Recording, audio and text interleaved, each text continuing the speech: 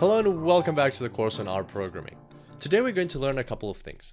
Today we're going to learn about the if statement, we're going to learn about the else statement, the else if statement. Also we'll learn how to nest those statements and chain them. I know it sounds like quite a lot, but we're going to go through these things step by step and you'll see that it's actually pretty simple stuff and we'll get through it no problem. Now what do I have up here? Well, I have a axis where I've put some numbers just for our reference. And that is because right now we're going to generate a random number. It's going to be a random number from a normally distributed set of numbers. And it's okay if you're not entirely comfortable with the normal distribution and how it works and things like that, because we'll go into depth on that in upcoming tutorials. For now, let's say we're just generating a random number that is somewhere near zero. It can be very close to zero or it could be quite far from zero, but the chances of it being close to zero are higher than it being further away from zero. And let's leave it at that and let's get to the coding part so we can learn about the if and else statements. So in order to generate this random number, we're going to use the Ournorm function. The Ournorm function generates a set of numbers which are randomly distributed according to the normal distribution. And inside the simple brackets, as you can see from this pop-up over here, you can specify three parameters. We're only going to specify one. We're only just going to say one. Place the number one in here because that means that we want to generate exactly one number. The other two parameters specify what kind of normal distribution we want, and here you can see that the mean is 0, the standard deviation is 1. So we'll leave those things out for now because we already said that we want a number somewhere near 0, and that's exactly what the default parameters will give us. So once we've typed up this code, let's run it and see what it'll give us. So here you can see that we've got a number that came out of nowhere. That is our random number. If we run this code again, you'll get a different number. As you can see, it is quite close to 0, but it can be further away. If you keep trying, eventually you'll see different types of numbers come up. Now we're going to store the randomly generated number inside a variable. Let's call this variable x. There we go. So now when we run this code, instead of the number popping up here, it is now being stored inside the variable x. And the variable x inevitably falls somewhere in this area. It can fall further away, but that's very unlikely. So it usually falls somewhere here between somewhere around -3 to 3. So it has a very high chance of falling in here. So we're going to use the if statement to identify where this variable will fall. So let's start typing up our if statement. The if statement has three parts to it. It has the keyword if, then it has standard brackets, and then it has curly brackets. And I'm sure you're getting quite used to this structure because that's the same structure that the while loop has and the for loop has. The only difference between the if statement and the while loop is that it doesn't run many times. It only runs once. So inside your normal brackets, you still specify a logical expression. So in this case, we're going to check if x is greater than 1. So we want to see if this variable that we're generating, did it fall in this area? Did it fall to the right of 1? Or did it fall to the left? So basically we want to check, is this true that x is on the right over here? So that's our logical expression that we're checking. And then we're going to perform some action inside here. So let's say we want to create a variable which is answer, and inside answer we want to place the text which will tell us that it is greater than 1. So basically what will happen is once we run this code, including the generation of the variable, is that the number will be generated, it will be put inside the variable, then we will run the if statement, which will check if the number is greater than 1, and if it is greater than 1, then and only then will the body of this if statement be executed.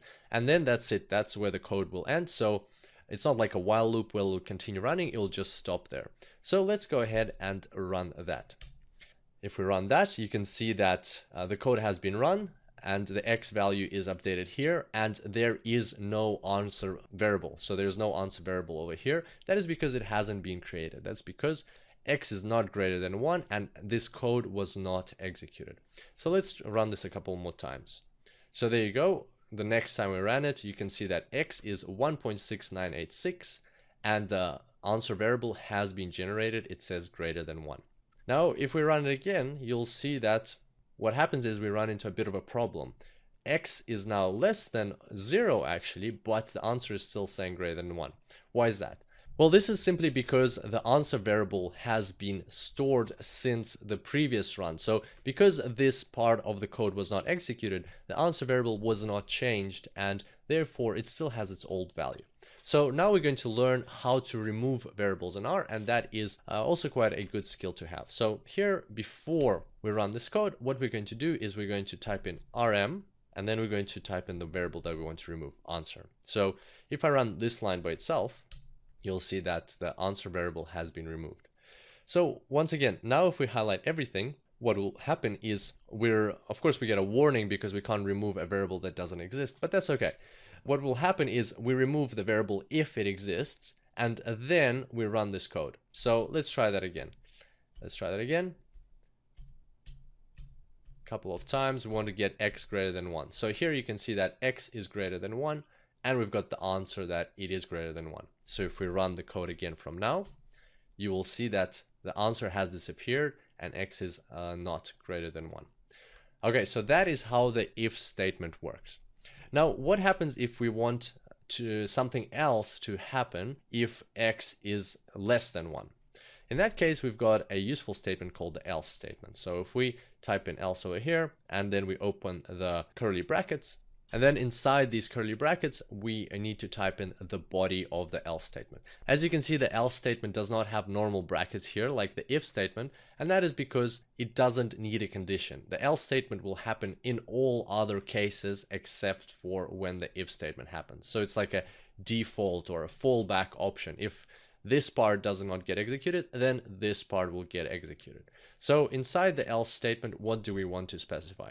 Well, in this case, we want to say that answer should be equal to less than 1, right? And so let's give this a try. If we run all of this, you'll see that here we've got answer less than 1 because x is indeed less than 1. Here we've still got less than 1. Now we've got greater than 1. So as you can see, one or the other is only being executed, either this part or this part. Okay, so that allows us to understand whether x falls in this area or whether x falls in this area. In fact, we need to type in here less or equal to 1 because it could be equal to 1. All right, so that is how the if and else statements work. Now we want to add in the else if statement. So what if we want to check 3 options? What if we want to check if x is here, then if x is here, or if x is here, right? So if we want to check if it's greater than 1, between -1 and 1, or if it's less than -1. How do we do that? Well, what we could do is we could take out this bit, and here in this else statement, so first we could check if x is greater than 1, this part. Then if x is not greater than 1, so basically if x falls between -infinity and 1, then we will run an additional if else statement. So let's have a look at that.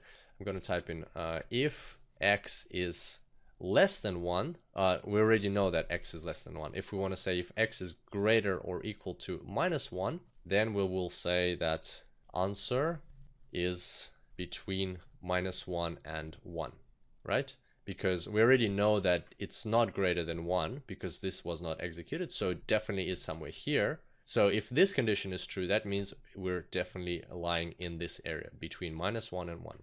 And then to this, we could add another else statement saying, hey, if this is not correct, so if this was not correct, and now if this is not correct, then x has no other option but to be here, be less than -1. So in that case, we will say answer less than -1. And so that is a valid way, a valid approach to solving this problem. So I'm going to highlight all of this and click tab to move it to the right. You can click shift tab to move it to the left, but I'm just going to move it to the right so it actually stands out. So if I run this whole code now, which is actually growing pretty quickly, right?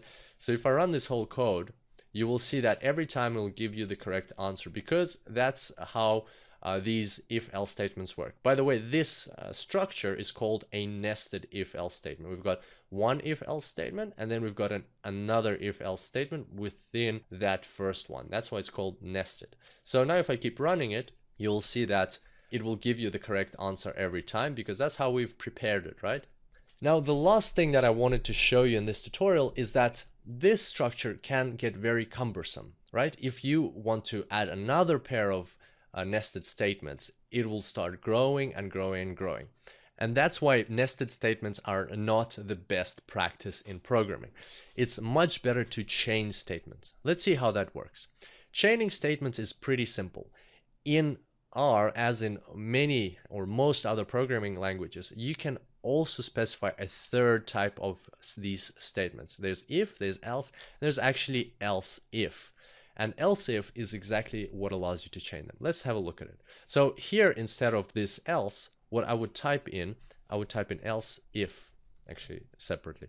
So I would type in else if, and then I would take this part, so I would get rid of that, and I would take this and put it in here, right? So there you go. So you have that if, then you have the else if, and then you would put in the last else after that else if.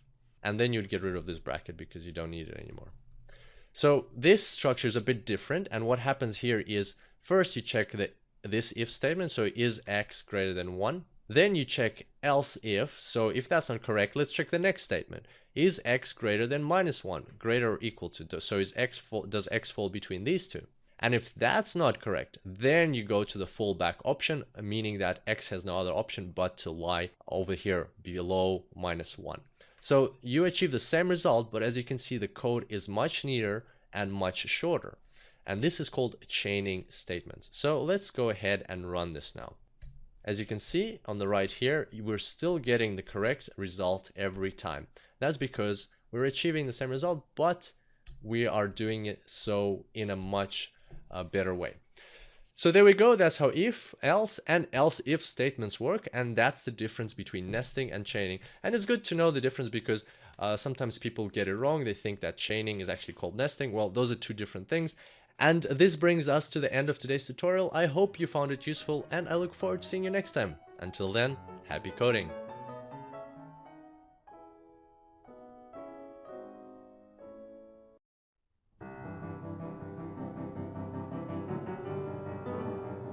Hello and welcome back to the course on R programming. Today we're going to quickly recap on what we learned in this section so that we can solidify this knowledge. Alright, so in this section we learned, number 1, types of variables. We saw that there are different types of variables in R, but the main 4 that we'll be concerned about going forward are the integer type, the double type, the Boolean type, and the character type. There are other types such as complex numbers, but those 4 are the main ones because integer and double variables allow us to do arithmetic operations and also numerate different observations or objects and so on. So they basically facilitate working with numbers. Then the Boolean variables allow us to perform logical operations and store results of logical operations. And character variables are useful to store text type of data. Okay, number 2, using variables. So we saw how we can add variables, subtract variables, how we can work with character variables. So just some of the basics. We had a quick introduction into that, and we'll be definitely working more and more and more with variables throughout this course. Next, we learned about logical variables and operators. So that was an important topic because throughout your work with R, you will find that you will be requiring logical operators, such as you want to compare if something is greater than something else, or if there's two logical statements, you want to unify them using the AND operator or maybe the OR operator. So all these different type of logical operators, and inevitably you're going to be working with logical variables. So you need to know how you're storing your true and falses.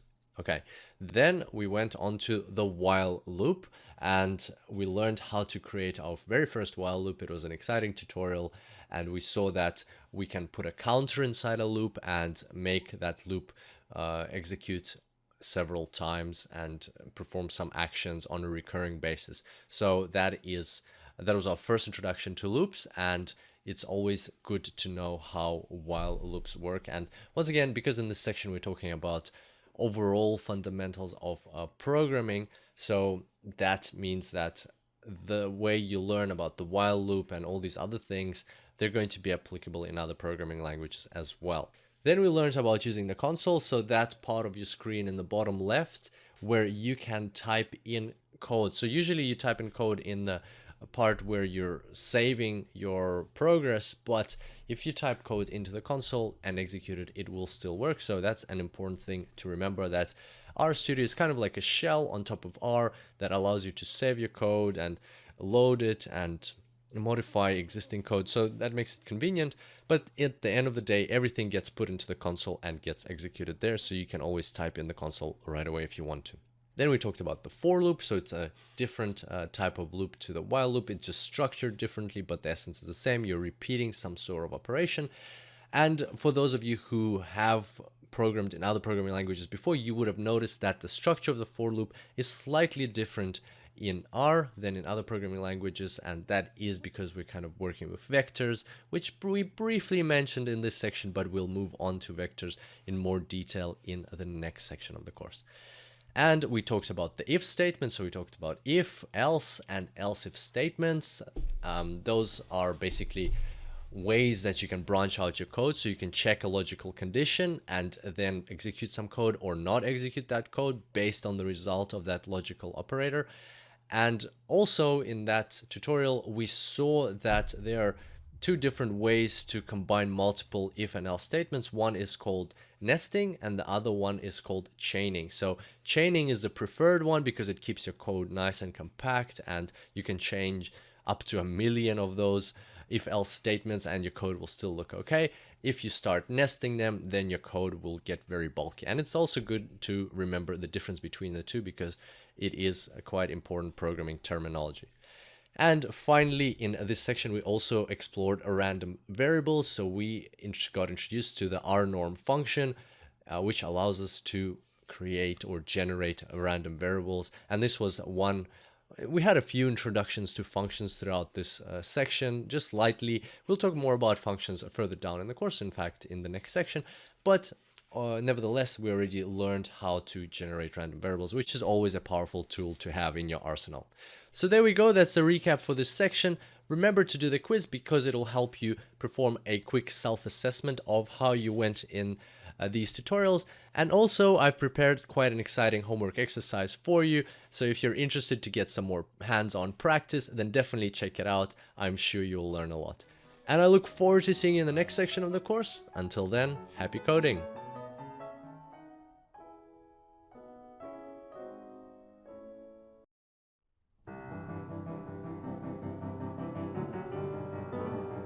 Hello, and first off, congratulations on completing this first section of the course. Some things may have been new, some things may have been familiar, but still you powered through it and you got to the end. And that is a great accomplishment because that sets you up for a great start into the world of R programming. So go ahead and give yourself a pat on the back for that. And so what do we have today? Well, today we have a homework exercise, an exercise that will allow us to consolidate all of the knowledge that we learned in this section. And moreover, on top of all of that knowledge, we will overlay some statistics. And we'll talk about the law of large numbers, and we'll talk about the normal distribution. And why is that? Well, that's because as a data scientist working in R, or a data analyst working in R, inevitably you're going to have to know how to leverage the power of R to assess, represent, portray statistical concepts. So to apply statistical concepts to your work. And this is going to be a great first step for us in that direction. So I'm pretty excited to share this exercise with you. Let's get straight into it. So what is the law of large numbers? Well, without further ado, this is the law of large numbers. It might seem a bit complicated when it's written down, but in reality, it's very simple. And in fact, it is so easy and yet so simple that it is one of my favorite concepts. In fact, it's one of my favorite concepts in life. I apply the law of large numbers everywhere where I can. And you will see why just in a second when we go through it and understand what exactly this means. All right, so to understand the law of large numbers, what we have to first take into account is the scenario or the environment that this law is being presented to us in. And that scenario is, let's imagine that we have a sample that we're observing and we're measuring some value in that sample. A good example is coin tosses. So let's say we have n coin tosses. That's what this letter over here, n, stands for. And let's say it's 100 coin tosses. We're observing 100 coin tosses. And the value that we're measuring is whether each coin is heads or tails. So let's say 1 is heads and 0 is tails, then this x is that measured value. So x is 1 if it's heads, x is 0 if it's tails.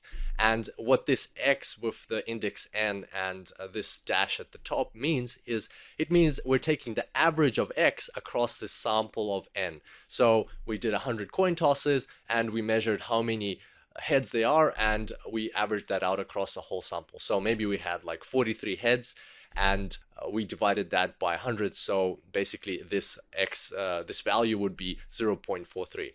So what is on the right over here? Well, on the right we've got the expected value of x, the theoretical value of x, or if you're selecting a sample from a population, then this would be the value of x in the population. But we won't go into that right now. Let's just talk about the coin tosses example for now. So we know that theoretically, when you toss a coin, if it's a fair coin, of course, the probability of getting heads is 50%, probability of getting tails is 50%.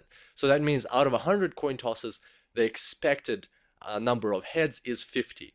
So the expected value of x is 0.5.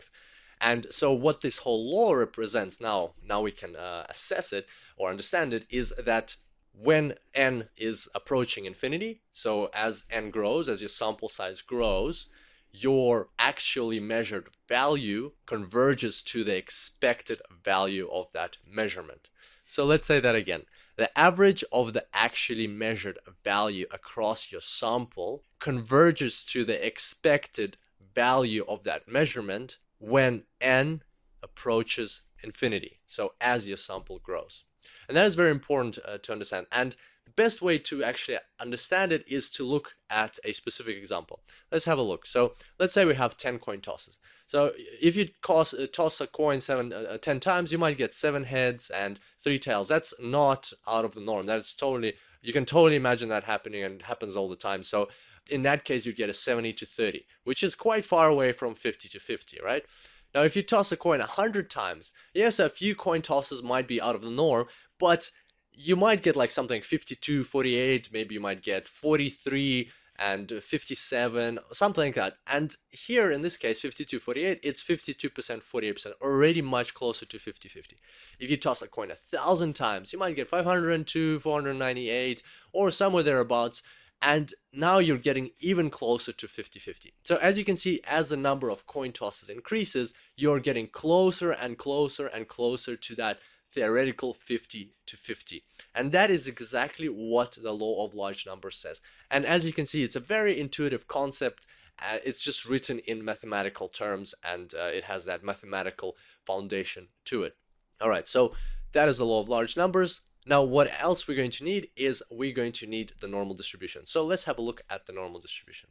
Now, previously in this section, we had a tutorial where we were generating random numbers using the Ournorm function. Well, the Ournorm function uses the normal distribution, and we already kind of gotten acquainted with it. So what is exactly the normal distribution? And if you've already encountered the normal distribution or you're very comfortable with it, that is fantastic, but we'll just quickly revise a couple of concepts that we're going to be using in this exercise. So the normal distribution looks like this, and what is this curve showing us? So we won't even bother with the y-axis because the actual integrated numbers are already represented here on the chart. And all it's saying is that that function Ournorm that we're using to generate a number, well, remember that it generated a number somewhere around 0. So it could have been like a bit further away from 0. It could have been between -1 and 1, -2 and 2. So, but as we got further away from 0, the likelihood of a number being generated there was lower and lower and lower all the time.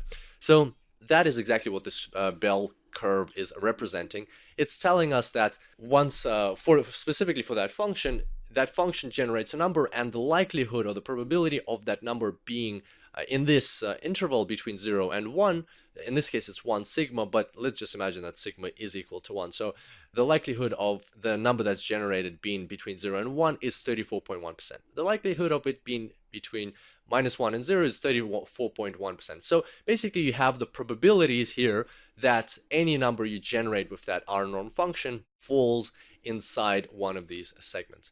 And that's all it's about. So this is how the normal distribution works. So if you take 1,000 normally distributed variables with a mean of 0. So this is the mean where the middle of the bell curve is, and also sigma is your standard deviation. So if you take 1,000 normally distributed variables, random normally distributed variables that have a mean of 0 and a standard deviation of 1, then they will fall like this into the interval between like minus a million to a million. So this is how it will look. And most of them will be between -1 and 1. Some will be over here, some will be here. And as you get further away, it gets less and less and less. So that's how the normal distribution works. What are we going to use the normal distribution for, and how is this going to be combined with the law of large numbers? Well, what we're going to do in this tutorial, in this exercise, is we're going to test the law of large numbers. How cool is that? We're going to actually assess whether the law of large numbers is correct, if it holds in one of the specific examples that we're going to be looking at here with the normal distribution. As you can see, it's quite a statistical approach that we're taking, quite a statistical exercise, but we're going to be using R to prove that the law of large numbers holds, or to confirm that the law of large numbers holds. So pretty exciting, isn't it? Let's get straight to the exercise. So the exercise is: test the law of large numbers for n random normally distributed numbers with mean of 0 and standard deviation equal to 1. And to do that, how do you do that? Well, create an R script that will count how many of these numbers fall between -1 and 1 and divide by the total quantity of n. Okay, let that sink in. You know that the expected value of x is 68.2%. Now let's see, how do we know that? Well, we're trying to measure how many of our randomly generated numbers will fall between -1 and 1. Well, we know that that is these two areas of the normal distribution, and if you add these two up, 34.1% plus 34.1%, you'll get 68.2%. So that is where the 68.2% come from. So you know that theoretically, out of these numbers that you generate, which are, there's n of them, 68.2% of them should fall into that interval -1 to 1. Now, what we need to do is check, to test the law of large numbers, what we need to do is check that the mean of xn, so the measured value of the actual value, so the mean of the actual measured value across your sample approaches the expected value, which is over here, as you rerun your script while increasing n. So as you can imagine, n has to be an input parameter that you can input into your script at the very top, and you can change it. So you might start with n equal to 100, and you want to see what the mean will be. Then you might want to change n to 1,000, and you want to see what the mean will be. Then change it to 10,000, and so on. And you want to test that the law of large numbers holds, and what that means is, as you will increase n, this mean, so the actual measurement, the mean of the actual measurement will be approaching the expected value closer and closer and closer. So there you go. That's a fun exercise, and that's what we're going to be doing. I hope this all makes sense. It's going to be pretty exciting, and if you are confident that you can give this a go right now, give this a shot, then stop this video and go for it. Go ahead and attempt to create the script, and it requires all of the knowledge that we learned in this section. So you'll have a loop, you'll have an if statement, and so on. If you'd like to stick around, then I'm going to give you a hint now. So you could attempt this and then come back and check out the hint if you need some guidance. But why I want to give you a hint is because there's one thing that we didn't actually talk about in this section that you will need. So it's kind of an intuitive thing, but I would like to share it with you just to make sure that you have all of the knowledge required for this exercise. So here we go. Here's the hint. Hint number one. Actually, there's going to be two hints. So we'll start with hint number one. Hint number one. So you're going to have or you're going to need a loop which looks like this. Well, there's many ways to solve this challenge, but in my solution, I have a loop which looks like this. And the thing that we did not actually cover in this section is how to generate multiple normally distributed random variables. And in that case, you need to use Ournorm 100 or 1,000 or 10,000, whatever number of variables you need. So that's why I say it's kind of intuitive, because basically when you put 1 in here, you get one variable. If you say Ournorm 100, you'll get a vector of 100 of these variables. And then at some point, once you've finished the code, you can just replace 100 everywhere in your code or 1,000 everywhere in your code with the number n, and then put a parameter up over here, n, which you can then quickly change and to rerun the script. So this is what the loop is going to look like. This is going to be the main loop.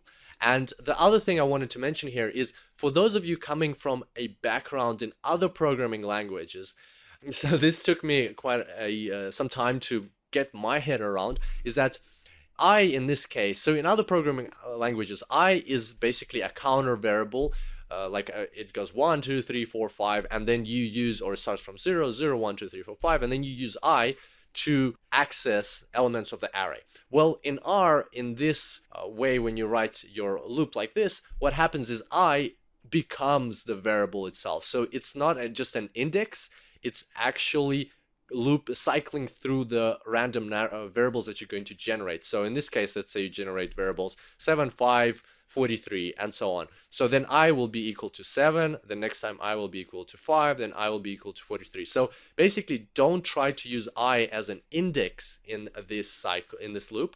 I is the variable itself. So that's kind of just for the people who are coming from other programming backgrounds, because whoa, this took me a while to get used to. All right, so there we go. That was hint number 1. Now you can confidently go and attempt this exercise because you have all of the knowledge that is required for it. And finally, if you still have trouble, not a worry. It is the first exercise and you are just learning R. It's all okay. You will get better and better as we go through the course, because that's what I say, that learning a programming language is all about practice. So that's why I have hint number 2 prepared for you. So this is hint number 2. Hint number 2 is a fill in the blanks exercise. So this is how my solution looks like. Once again, there can be multiple ways to solve this challenge. This is what mine looks like. I've blanked out some of the things, some of the key elements of the code. So go ahead and copy this into your R Studio and just fill in these blanks using the knowledge that you developed in this course. So go back to the tutorial on loops, on if, on variables, and so on, and try to fill in the gaps here to complete this code, and then give it a go, try running it, and try finishing the challenge and seeing what happens as you increase n over here. And that's it. So this is the challenge, this is the exercise. Best of luck with it, and at the very end of the course there'll be a section with the solutions to homework exercises. So once you're done, join me in that tutorial for this specific exercise, where we will go through the challenge and we will actually test the law of large numbers together. And that's it for today. I look forward to seeing you next time. Until then, happy coding.